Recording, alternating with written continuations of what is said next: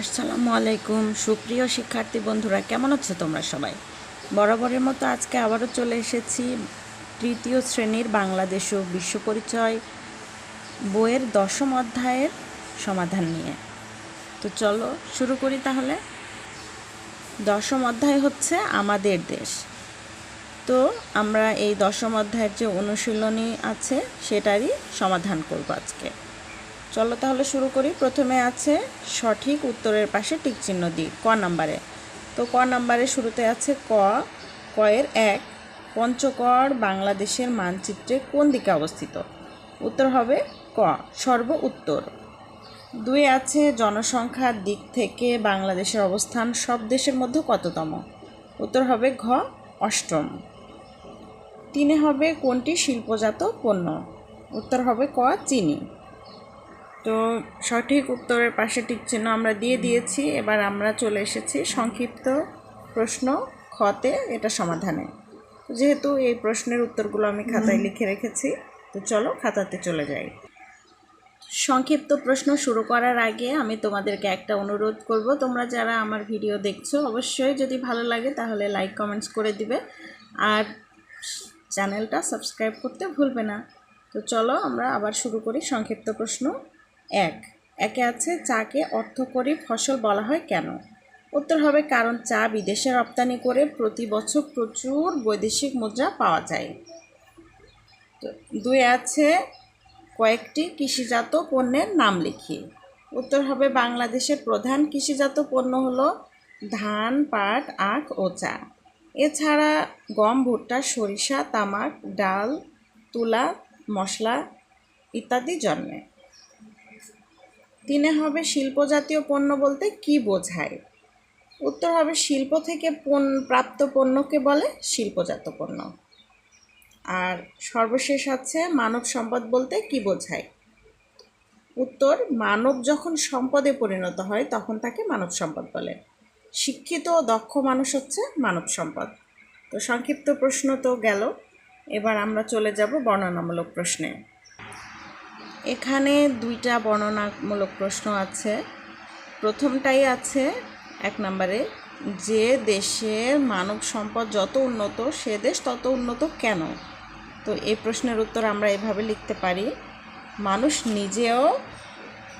নিজেও সম্পদ হয়ে উঠতে পারে, কারণ তার কাজ করার ক্ষমতা ও মেধা রয়েছে। একজন দক্ষ কর্মী একজন অদক্ষ কর্মীর চেয়ে অনেক ভালোভাবে কোনো কাজ করতে পারেন। শিক্ষিত ও দক্ষ মানুষ হচ্ছে মানব সম্পদ। বাংলাদেশে জনসংখ্যা বেশি মানব সম্পদ হওয়ার সুযোগ রয়েছে। তাই বলা যায় যে দেশে মানব সম্পদ যত উন্নত সে দেশ তত উন্নত। আসলে এটা কিন্তু ঠিক, যেহেতু আমাদের দেশে জনসংখ্যা অনেক বেশি, আর এই জনসংখ্যা যদি শিক্ষিত এবং দক্ষ হয়ে উঠতে পারে তাহলে সেই মানুষগুলো সম্পদে পরিণত হতে পারে, এটা আমরা নিঃসন্দেহেই বলতে পারি। তো আমরা চলে যাব পরবর্তী প্রশ্নে। এটা হচ্ছে 2 নাম্বার এবং সর্বশেষ প্রশ্ন। সেটা হচ্ছে নিচের কৃষিজাত পণ্যগুলোকে খাদ্যশস্য, শাকসবজি ও প্রাণীজাত শিরোনামে পৃথক করি। এখানে অনেকগুলো আমরা দেখতে পাচ্ছি যে অনেকগুলো খাদ্যশস্য এবং যেগুলো কৃষিজাত পণ্য এগুলোকে 3 ভাগে ভাগ করতে হবে।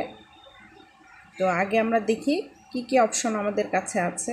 ধান, ডাল, দুধ, ডিম, মাখন, মাংস, গম, শসা, ভুট্টা, লাল শাক, গাজর, শিম, পালং শাক, সরিষা, ঢেঁড়স।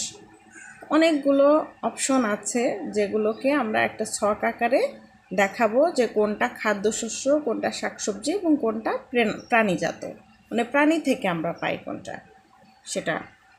তো তার জন্য আমরা উত্তরে চলে যাই। প্রথমে লিখবো যে নিচে ছকের সাহায্যে কৃষিজাত পণ্যগুলোকে খাদ্যশস্য, শাকসবজি ও প্রাণীজাত শিরোনামে পৃথক করা হলো। এটা ছকের সাহায্যে আমরা দেখাবো, তাহলে জিনিসটা বুঝতে অনেক বেশি সহজ হবে। তো ছকটা তৈরি করে ফেলেছি। নিচে একটা প্রথমে লিখেছি খাদ্যশস্য, একটা লিখেছি মাঝের এটা লিখেছি শাকসবজি এবং শেষে লিখেছি প্রাণীজাত। তো খাদ্যশস্যের ভিতরে আমরা জানি যেগুলো ফসল আকারে আমরা জমি থেকে পাই, যেমন ধান, ডাল, গম, ভুট্টা, সরিষা। আর এপাশে আমরা শাকসবজি নিব উপরের অপশন থেকে। শাকসবজি বলতে আমরা জানি শসা, লাল শাক, গাজর, শিম, পালং শাক, ঢেঁড়স, এগুলো ছাড়াও অনেক অনেক কিছুই হয়। তবে এখানে যেহেতু এই অপশনগুলোর থেকে চয়েস করে লিখতে হবে, তো এগুলো আমরা পেয়েছি। আর প্রাণীজাত যেগুলো আমরা প্রাণী থেকে পাই, দুধ, ডিম, মাখন, মাংস ইত্যাদি।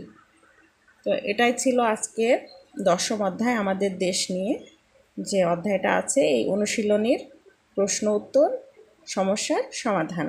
তো কেমন লাগলো অবশ্যই আমাকে জানাতে ভুলবে না। আজকের মতো আল্লাহ হাফেজ।